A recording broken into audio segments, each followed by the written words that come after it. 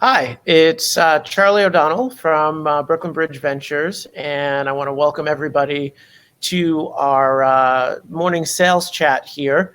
I'm very fortunate to have Jerry Rulli, who is an experienced sales leader who's been working with some smaller companies and startups lately, but has been around for some larger successful companies and bigger sales teams. And he's here to help share some of the tips and tricks and insights that he's picked up during his career. So Jerry, welcome to our interview here. Listen, thank you for inviting me, and I'm humbled that people want to listen to what I have to say. So it's great. So just to kick us off, can you just tell us a little bit about your career and your background and where you're coming from here? Sure. I've been in technology for 35 years, probably longer than some folks who, how old they are on their phone. I'm probably older than and it's, I guess you gain a little wisdom, but also basically allowed to make some mistakes and learn from them. My background, I think in the last 20 years, has really been early back in the late 1990s. I was involved with some startups that had some decent traction before they got sold. And I went then to a different route. So I've been in the sales and marketing arena for quite a long time. And I've managed teams as small as 5 or 6 starting out. And then later in my career, some people felt I had enough experience to manage teams of over 1,000 people worldwide and building out, sales enablement plans and sales operations and that mammoth effort, which I learned a lot. Most recently, before I'll say semi-retired and got into my own individual business, I was chief operating officer for a $400 million software company up in Boston, where I ran really everything except all customer facing and development, put it that way. I didn't have legal or HR and stuff like that. I've seen a lot, and I think I have the capacity to share some of those things. Some are tips, some are tricks, some are just, I would say, rolling up your sleeves and getting really into the detail. And sometimes when people get elevated positions, my experience has been they forget that it really is a lot about detail. You have a vision, you have a strategy, but it's a tactic. And it's my background. So I spent a lot of time in the sales arena. Gotcha. So a lot of times when we talk about companies that are doing hundreds of millions of dollars of revenue, we forget that at one point it was 5 people in the back of an office somewhere. Right. Having worked with both, can you tell us a little bit about what you see are some of the traits of the companies that make it, particularly when it comes to how they sell and their approach to generating revenue? Sure. Real quick story. I was talking to a mentor of mine who is a little older, and he got back engaged to a company that's struggling a little bit. He took over as chairman and CEO, and it's probably about a $120 million company. But the reason I say that is, we were talking about, I was with him when he started. He hired me. He was a young 28-year-old back in the day president. We were about a $3 million company selling hardware at the time. But he reminds me all the time that these problems he faces and other people face, it's really, they're so similar. They're just a matter of zeros, whether it's a $1 million, $10 million, $100 million company. A lot of these things are people, processes, culture, and technology. And if you sort of get your arms around that, size of the company isn't, yes, there's more people engaged, but it really isn't the driving force. And so what I've seen, and when I'm working with people right now, the people who have started to gain traction, assume for a moment that it's not just a rocket ship market and so on and so forth, and you're selling into it. Assume you have to go figure it out. Is they've spent the time, Charlie, to really get their arms around who is my ideal client profile. Who am I actually targeting? What are the personas in that account that are going to make decisions, for a solution like this? What are their pain points? What value does my solution bring to the persona and the ideal client profile? And spending time and energy there which I'm assuming most people on the phone probably have done to some degree, is the beginning. The hard part is when you're smaller, is to stick to it. I often see in talking to sales leaders and young CEOs, when I ask them to look at their pipeline and educate me on their pipeline, you'll see identified accounts that have nothing to do with the ideal client profile. Mm-hmm. And you ask them, why are you targeting that? Well, because it was an opportunity, we can sort of fudge it in there, and it's going to bring me immediate revenue, and it makes sense at the time. But the reality is that's a complete distraction, because you're not going to learn from that account. Chances are they're going to demand certain things from your product that are going to derail aspects of it. So I think one of the key things I see on successful companies who gain traction is that type of behavior and that pragmatic approach and that stick-to-itiveness. Following that, go ahead. No, I was just going to agree. I mean, I think there's definitely a pressure to fill a pipeline, especially when you've got investors around the table. But sometimes that comes at the expense of consistent customers, and you want to sell the person whose email is already in your inbox, right? Even if that's not the right customer to be selling or the fastest one to close, or right. A lot of pressure on building pipe, a lot of pressure on keeping pipe. I used to say, the salespeople and sales leaders seem silly, but you have 2 ears and 1 mouth. You need to use them in that proportion at the most, meaning listen. And sales reps generally, and I can say this because I carried a bag for many years, you tend to have happy ears. You tend to qualify in versus qualifying out. And as a sales leader or young CEO, you need to really challenge people to qualify out early, to make sure you're really working on the whole concept of a sales funnel, right? The reality is, if you're managing it properly, it shouldn't be like this at the top. It should be more like this at the top, right? So the people who get in are really the right target, right? And those are the people. And I think that's one of the reasons why inexperienced sales teams really struggle, is there's a lot of garbage that they think they're going to chase and win, and it's utilizing time that they could be spent somewhere else. Why? Because they're under pressure to build their pipe. And I get that, but that's something that I think slows people down a lot. Right. It's interesting that on the paid marketing side, a paid marketer is very quick to abandon channels that don't work. If I'm spending dollars on Facebook or Instagram or LinkedIn or what have you, and something's not converting, I ditch the copy. I might even ditch the channel. I pull back. But I think on the sales side, people don't realize the time is money factor. You're paying these salespeople, and if they're spinning their wheels, you're burning cash. Right, exactly. Yeah, I was just talking to a small company I'm on the board of, about $4 million. They have a great future. One of their first, I get into this later on, but I'll get into it now, is, hiring is so critical. It's just, there's a, I read a little bit. I was just one of the key reasons sales leaders fail, besides everything we're talking about, the key reason is hiring. They just don't hire well. And the same goes for young people who don't have the experience in hiring. We all make mistakes in hiring. I made a bunch, and you learn from it.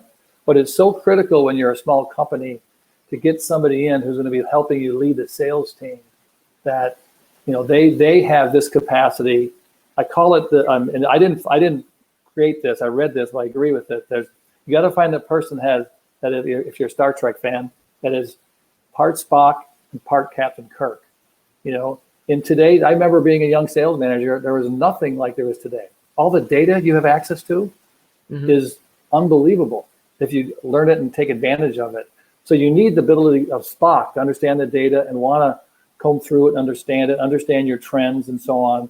But then there's Captain Kirk. You have to have that ability to have emotion and drive the team, because at the end of the day, the most important thing for any sales leader is bringing in the number. Hence, why there's so much pressure on building pipe.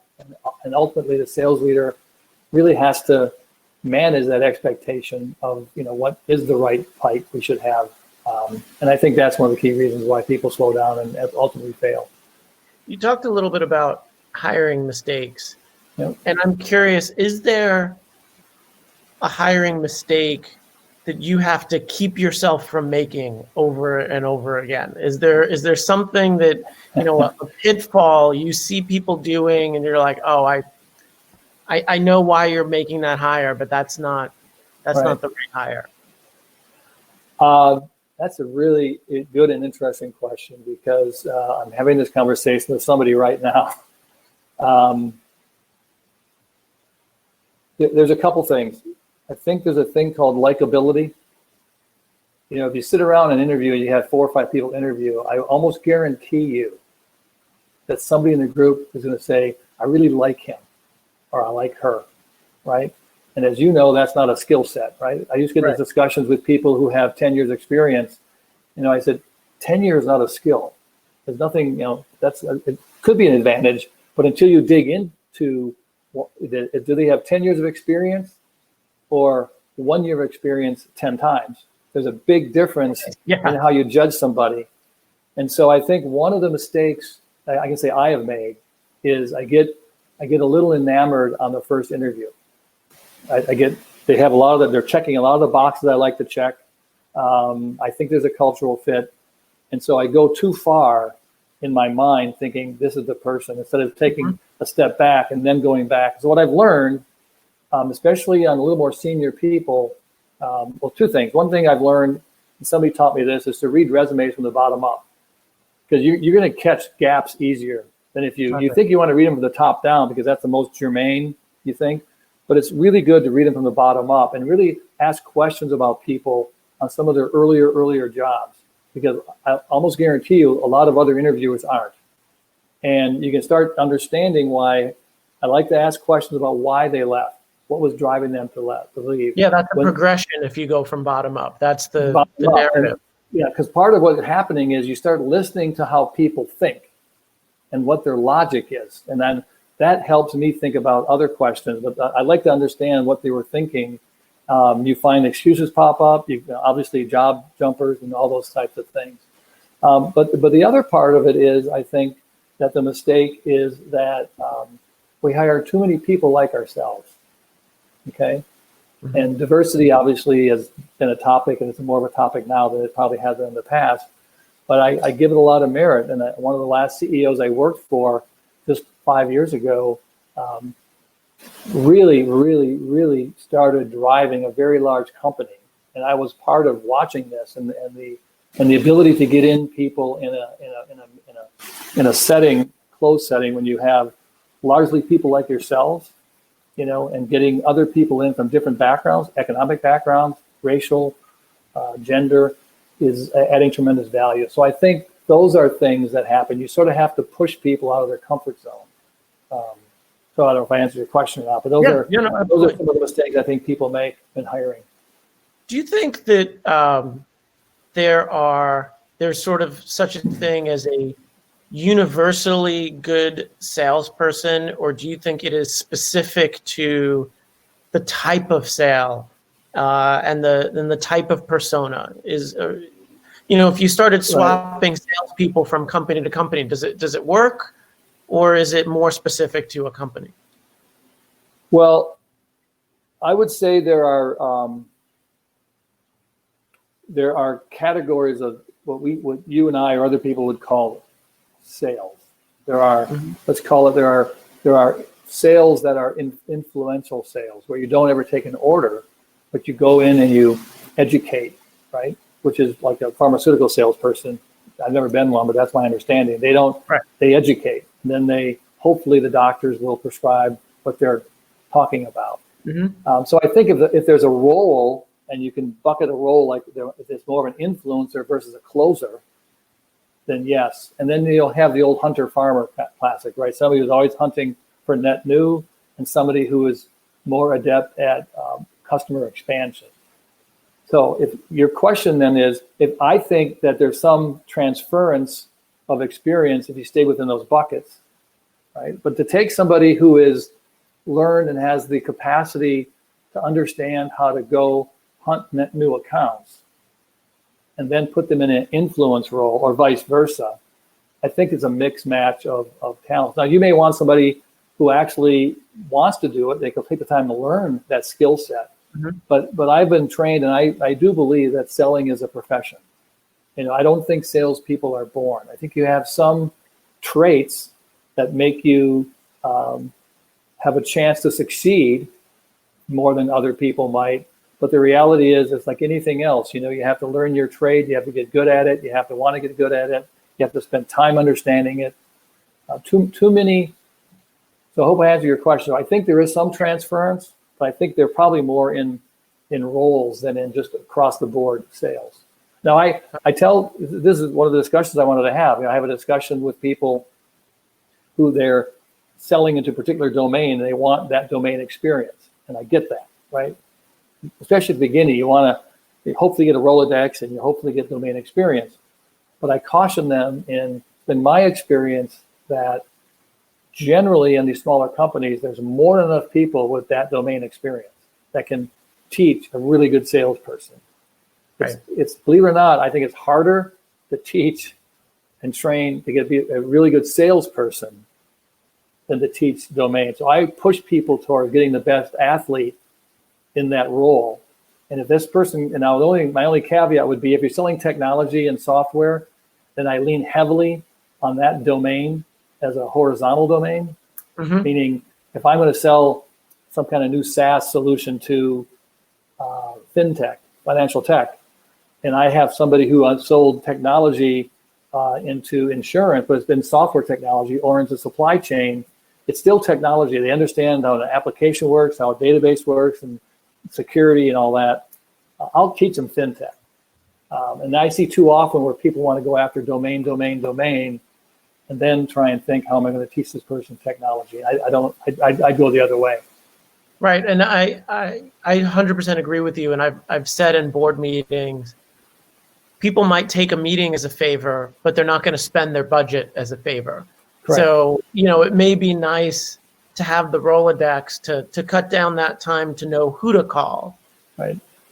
If you don't have the right product and it doesn't solve the problem, that Rolodex is well, I also find too, my experience has been Rolodex, almost as a general rule, are overinflated, and it's a very short-term hit. They may come in with 2 or 3, opportunities, but after that, it's sort of, my experience is it windows down as a general rule, but it can be a quick hit. The other thing too in selling, Charlie, I think that I've discovered is there's this concept of, there's a difference between educating and persuading. And sales is all about persuading. And you have to spend some time educating, but I've seen all too often inexperienced sales teams getting enamored with their technology. They become very passionate and they want to tell the prospect everything that the product can do, when you don't need to do that. You need to tell them specifically what it can do to target, to sell your product. Be ready to go into a more expansive, but the reality is, your job is to go after the target profile, the right persona, and sell the value of that solution to the extent you need to sell it to get it across the threshold. I'll tell you, one of the best sales experience that I've ever had as a buyer, I used to work for the General Motors pension fund, and I was on the buy side, and I was dealing with a person from FactSet. And FactSet is sort of information on tap, all sorts of financial databases and all that sort of stuff. And what stood out to me was how much the salesperson spent time asking me why I was interested in buying the software and what I was doing with the data. And we spent half the call talking about the modeling that I was trying to do. And at some point they said, would you like us to do that analysis for you?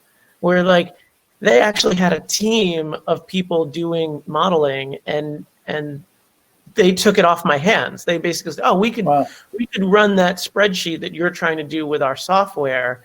And they ran it, and it just showed me that I could do what I was trying to do with their stuff. Right. And for them, that extra work compared to the size and value of the account was totally worth it. And meanwhile, very few other people actually asked me like what I was trying to do with the software versus telling me what it did. Right, exactly. That's a great example of, I think it sounds like a really good salesperson, really trying to understand and then showing you the value based on now understanding, what you want to do with the product. So let's talk a little bit about leveling up, getting these 5-person companies into the, $100-200 million of sales. Yeah. You mentioned that it's the same problems and it's just zeros, but I'm going to push you a little bit. It's got to be a little more than just zeros, especially I think when you're trying to knock down that first really sizable customer, right. Which I'm sure is a few more layers of complication.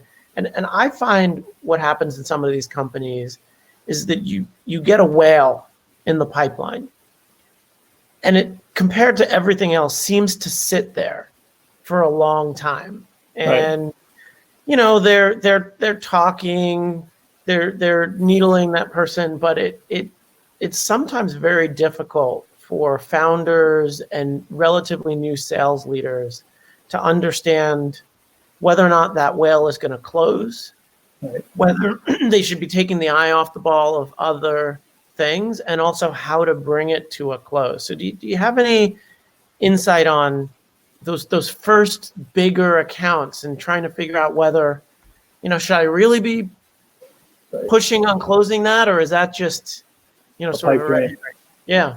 Yeah. Well, listen, I appreciate the pushback. I mean, I think a lot of people would probably, some people would disagree, but I will stick by my comment by saying that it's really, what you're asking is slightly different. The people, processes, and the patterns you have in a smaller company, they seem to be going to be different as you get to be 10 million or 20 or 30 million. Mm-hmm. And there is some leveling because of scale, right? So some people may not make that jump, but the underlying issues, it's still culture, it's the people, it's the processes. And that was my point. Nothing overly magic about that. Some people are just better at keeping more balls in the air versus some people. So back to your question about the whale. Yeah, that is a challenge. It's partly due to the belief system. If you have a land and expand strategy, and let's say the most you've ever sold is, I can think of one client I have. The most you've ever sold, your largest client is about 70,000 ARR today, right? Right. And they're really a good client, and there's no limit because it's a user-based system, so the more users. But your general strategy is to do a use case sale. You go in and you sell a particular use case that has 10 or 15 users, knowing that there's 5, 6, 7 other use cases that you can build around it. So that's a particular selling strategy, right? To go after, the difference in doing that versus going in and trying to get the whole enterprise to buy into your solution. There's some fundamentals that are the same. You have to target the right profile of account, the personas, the prospecting, the due diligence, the qualifying. So that's similar. It's the buying pattern. The company has to be able to absorb, probably a 6-month or longer selling length of time than they do usually. If they have a 2-month or 3-month length of sale, and now it's 6 to 9 months, that's a real hard question to say, do I want my pipe full of that, or is there a mix? Usually it's a mix. So that whale is sitting there saying, and the challenges are going to be, you have a more of a committee sale generally. You need the experience to talk to the S or the CXO level type person. You need to have a tremendous capacity for, working with CFOs. So they understand the ROI in many cases, more than $15,000. Because some of this is in the operating budget, and some people, you're not making a capital investment. You're doing $1,000 a month, and a lot of people in a certain business level can make that decision. So when you go after the whale, it is a concept of understanding and selling at a lot of different levels. That's where people do struggle. I'm not just selling the Charlie, and Charlie's going to have one other person, and you're going to come in with maybe 2-3 people and make that decision. Now, all of a sudden, it could go to the executive committee. It has to go to a capital committee. You may have to go to a board level if you start getting into high six figures. And so those are all skill sets, and that's a skill to traverse that type of account, right? Understand that you're selling to 5 or 6 different people in an account, or a committee, and then going to a board. So my statement would be that if an account has the capacity to understand that and go after their first whale, I think it's almost like creating a war room where the CEO probably needs to be the lead or help that sales team if they're not already. Most, as you know, most young companies, the CEO is the salesperson, right? Mm-hmm. And then the real question is, what is the disruption? It's very enticing if you're selling $10,000, $15,000 solutions to sell something worth $250,000, right? So I think that's been my experience, is they have to all be behind it and understand and the energy it takes to get in. The risk they have is that some of you are, but maybe some of your people on the call are familiar with what's called the adoption curve mm-hmm. of the buyer, or it was written many years ago by Jeffrey Moore, mm-hmm. right? And so early on, you do a bell curve, early on, you're selling to visionaries. You're selling to innovators. And I would just warn people that when a small company has a great solution, if you're selling to somebody who is more risk averse, you're more in the middle of the bell curve, you have a high degree of failure in that instance. If you have a large company who has a visionary on board, who's willing to buy, in many cases, an incomplete solution, they're willing mm-hmm. to work with you to make this work in their company, then that might be the best whale to go after. And that's mm-hmm. my best advice, is understand who that buyer is. If they're mainstream buyer, I need 5 references, I'm not going to buy this thing until it's proven, then you're wasting your time. But if you find somebody who's not risk averse, that's your best whale. It's interesting because much of what you just shared is actually very similar to the venture capital fundraising process. And I think when you raise a seed round, oftentimes it could take 1 or maybe 2 individuals to say yes to a deal. Most of the time, the one person that you're dealing with can basically green light it. They're small checks. When you're going after larger rounds, it becomes a team that has to approve it, right? And you start asking yourself, okay, well, does this person who's leading my round, do they have pull within their partners? What is it? Yep. What is their voice like in the partner meeting? Yep. Or even just the company, right? There's some firms that have a long track record of writing a big check before other people would normally do so, right? Maybe the technology isn't quite there, but it's promising. Maybe the sales aren't quite there, but they say, you know what? We could wait around another 6 months to get the aggregate number that we're looking for, but we don't want to do that. We make bets on good teams. And then there are other firms that don't have a history of doing that. You want to make sure you know which customer you're selling to here. Because it is, fundraising is a sale process. Yeah, listen, that's a great analogy, and it fits perfectly. And I think the other thing I would tell people, in almost all sales, even smaller sales, you need a good coach, right? Mm-hmm. You need an inside coach that is not trying to just make a name for themselves, but gives you the lay of the land and your understanding.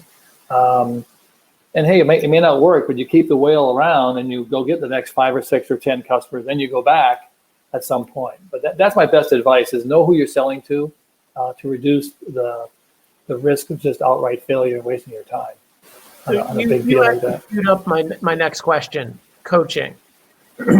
So I'm imagining that you're not up for another 50, 60 hour a week job full time, carrying the bag and all that sort of stuff, but you are working with some companies, and you alluded to joining boards, and what I see a lot is people who have some experience interested in sharing that experience with young companies, and you put them together And sometimes it works great and sometimes not so much. And I'd be curious, not only for the companies that might be interested in working with folks like you, but also what's some of the advice that you give to your peer group to say, listen, this is, if you're going to help this team out, this is the way I like to work with people. Like, are you just mentoring sales leaders? Do you prefer to join boards? Do you bring investors into the circle? Is it a continuing thing? Like,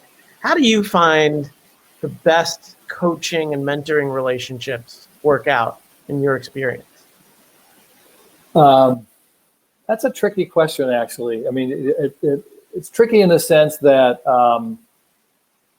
for me personally, I love coaching. The couple boards I'm on, I get my hands pretty dirty, if you will. I roll my sleeves up. I just talked to one CEO this morning. He called me.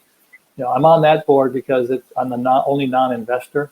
The other three investors, and I was brought in more to help them with the go-to-market. And it's a young CEO. He's really sharp. He's more of a marketing product guy, and he sort of relies on me for his ideas on go-to-market and sales. And so I work with him a lot, and I enjoy that, right? And so in this particular board, I made it real clear to them. I said, look, two ex-CEOs, all the Ivy League credentials, and the drill, right, on these guys. And I said, I'm going to focus on this particular lane, which is more the go-to-market. I'm not going to ignore the financial stuff, but I'm going to assume that you guys, since you have your checks written, you're going to make sure that all the the fiduciary responsibilities are taken care of. Right. I'm going to work with Dan on this particular vein. And that was great with them. They participate in board meetings, but they sort of look at me for questions on sales comp and sales org and marketing stuff. And so that works there. And in other cases, on one, I'm advising right now on a small firm. They're a services firm. There's two of us on the advisory board. One has been a perennial CEO, and I've worked with them on the same type of aspect. So I don't defer to him, but when there's questions that come up, they sort of come over to me and say, "What's your thought on sales comp?" and so on and so forth. I find, Charlie, that in my humble opinion, a lot of people think they really understand sales and they really understand marketing because they've been in business for 30 years, but they've never marketed or they never sold. And I'm not saying there's not smart people who haven't learned, but they don't really have the dirt under the fingernails of what it really means. And so I think one CEO told me, he told me two things I've always remembered, but the one thing he always remembered when we got in meetings, and it was me as running sales, and there was a development person and a marketing person and this and that. He said, I always listen to people who have more experience with customers when I'm in a discussion. He said, I'm not disregarding other people. I'm just saying if I want to know what's going on, I want somebody who's been talking to customers the last 2 weeks, not somebody who's been writing code the last 2 weeks. So when it comes to mentoring, I try and keep all those things in mind. And, I think to be successful, the coach and the person who's being coached sort of have to agree what outcome they want early on and get some alignment and agreement of why you're doing this. Why are you spending time weekly or monthly with me? What do you want to get out of it? And so on and so forth. Otherwise, it's like anything else. If you don't know where you're going, you're never going to get there. Right. Did that answer the question? Yeah, absolutely. Okay. Absolutely. I got two more, and then I'm also happy to take any questions from the audience, but this has been great so far. As you are working with some of these teams and looking at their process, what are some of the things process-wise that you have been able to diagnose or that you see is more likely to occur in better performing teams? Where does the process usually break down? Are you referring to me to the sales process or sales process? General? Yeah. Okay. I think that what I see on younger teams is if there is a process, they don't stick to it. And I'll explain that in a second. But in many cases, some of the people I've talked to and worked with, they're at the beginning to create, and they need to create the process. And, I think part of creating a sales process is obviously understanding who you're selling to, but understanding that buyer's journey. How are they going to go through their thought process? And if you don't know, you got to figure it out. Because if you're dealing with, a quasi-government agency, then chances are high they have to go to an RFP. If you're dealing with just private industry, that's a different process. Or if you're dealing with, land and expand, you keep it under the budget, then that's, so you have to sort of understand the buyer's journey.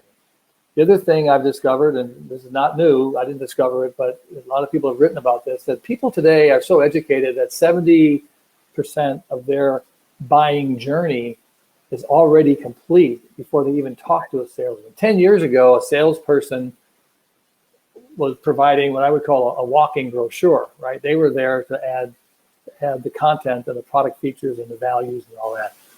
So the salesperson has to be able on their journey, on that process, to figure out how to add value through education. I made a comment before about it's not education, it's persuasion. And now I'm saying they have to educate. It sounds like I'm not talking out of both sides. When I say educate, I don't mean to talk for, about your product, about how great it is and all the specs.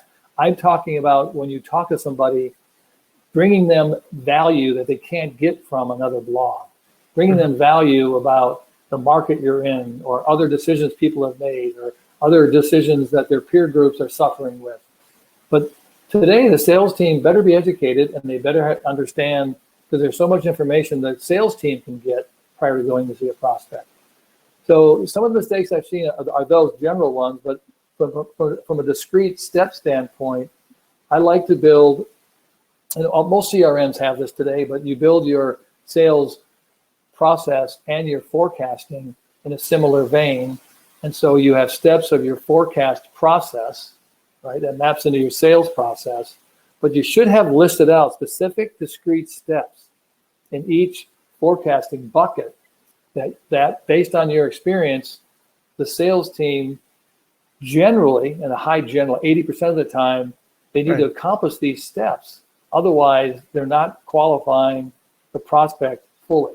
And it's simple things to a degree, like this, there's obviously a qualification step, and to prove that, you answer certain questions, they have the budget, they have the need, they have the authority, they fit my timeline.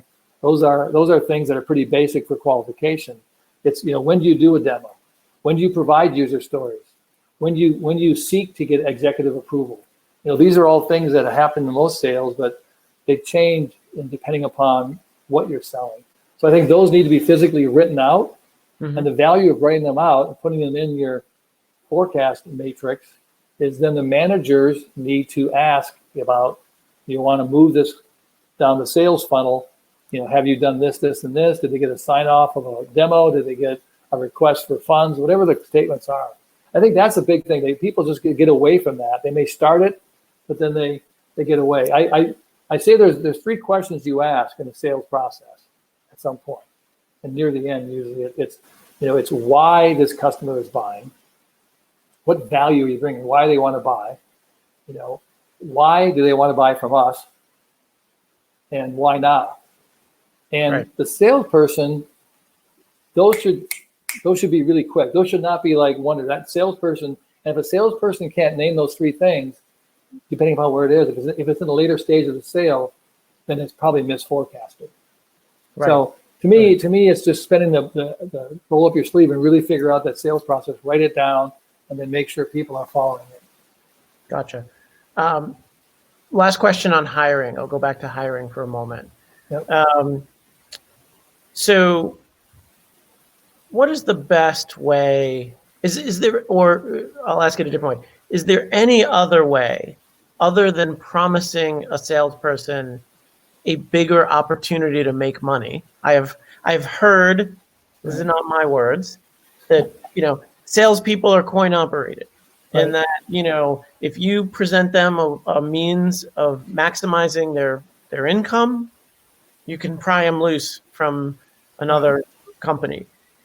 A, do you think that's true? And B, any advice for pulling a salesperson away from a business? Because I want top salespeople, I want successful salespeople, but for a younger company, if they're already successful, why are they going to join me? Right. And it's hard because a lot of companies, I can think of several instances, but that are people who have been selling technology for, let's say, 10 or 15 years and doing well. If they're going to look at a young company, then there's generally going to be, it's going to generally be around, I don't know if your company's going to have stock options, right? To salespeople. Sure.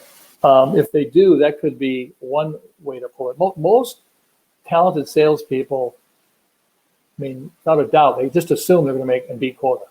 They don't have any reservation that they're not, right?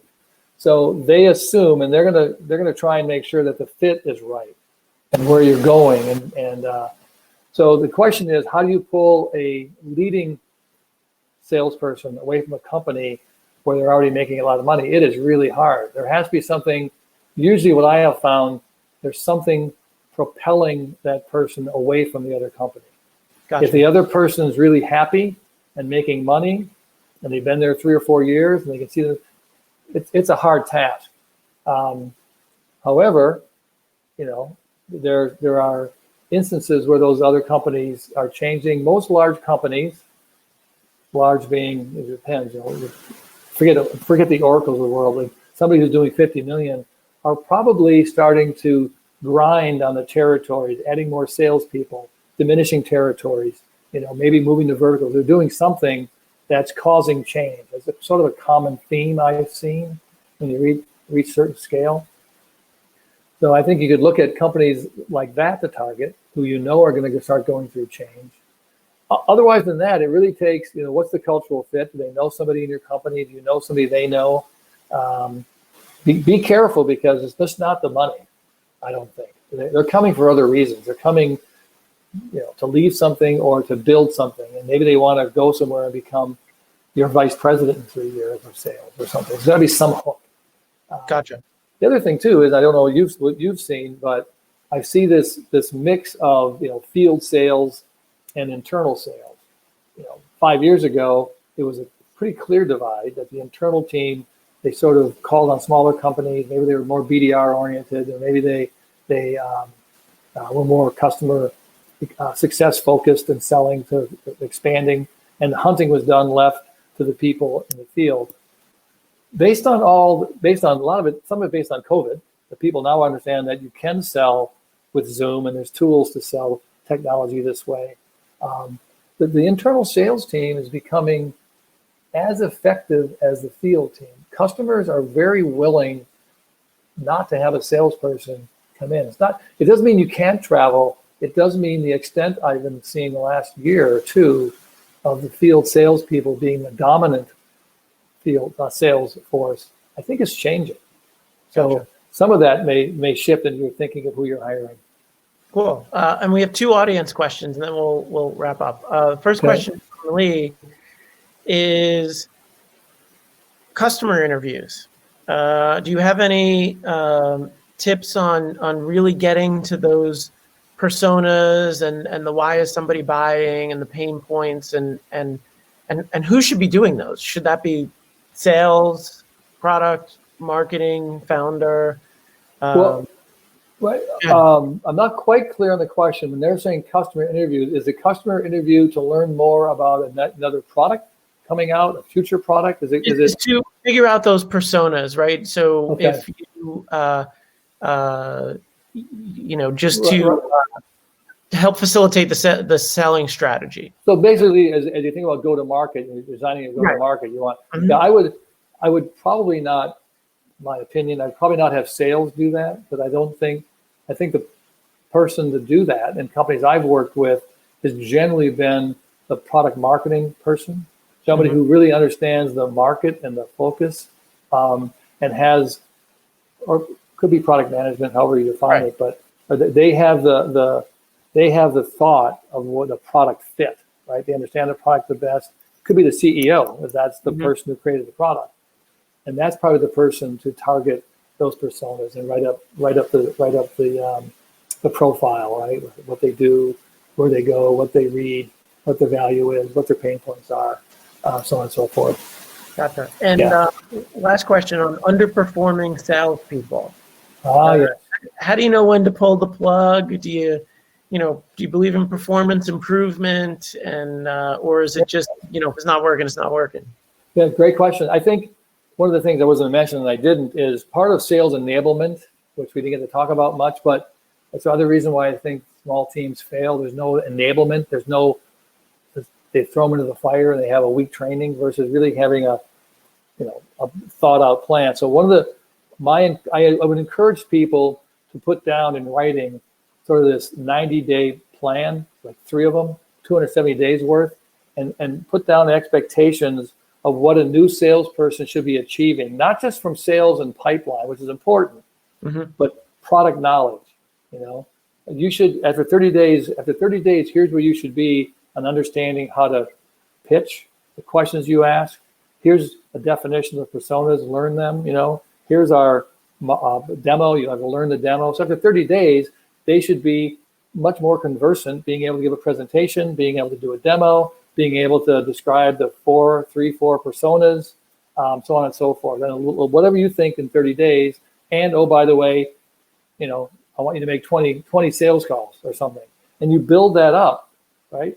Because I think the biggest frustration for somebody in sales is they don't know if they're successful because they're not selling something, let's say, the first 90 days. And most salespeople want to sell. So what else is how else can you describe success? You can describe success by saying, after 90 days, you should be this far with product knowledge. You should be this far in understanding our CRM system. And if you're using HubSpot, what we expect, how you input data. I want great sales hygiene. Here are the things you do. And all those things you lock that in for 90 days. And here's where you are with your pipeline. I don't expect any sale in 90 days. If you do, great. Here are your 6 customers. So if you can find something in them, great. But your pipeline's here. After 6 months, I expect 2 sales and your pipeline to be this big. I think that is if you didn't do that for the salesperson, then you're probably relying only on sales. And if every other salesperson came in and was successful after 90 days and this person isn't, and you don't have a roadmap, that might be a clue. But all that being said, if you didn't do any of that and now you want to get rid of somebody, I think it's the old saying where you just got to have a hard conversation and let them know it's not working out, and hopefully you have a capacity to put them on an improvement plan. And I have seen some salespeople after getting a swift kick sort of get their act together and come out of it. Most of the time, when you're at the point of determining that they need to be on a performance plan, a lot of people get disheartened and leave. So I hope I answered the question. I think it's not a black and white, but there's some prep work. Well, this conversation for sure worked out.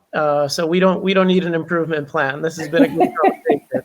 I really appreciate the time. Thank you. Done here, and just to remind everyone. I'm at Brooklyn Bridge Ventures. We invest in super early stage startups in and around the New York City area. For me, geography still counts. I know it doesn't feel like that these days, but I'm still very bullish on New York. And, we invest across a wide range of industries, mostly tech, but random smattering of other things. And we try and leverage a network of people smarter than us, and that's what we're doing here. So thanks so much for your time. Thank you very much. Thanks, everybody. See you later. Great.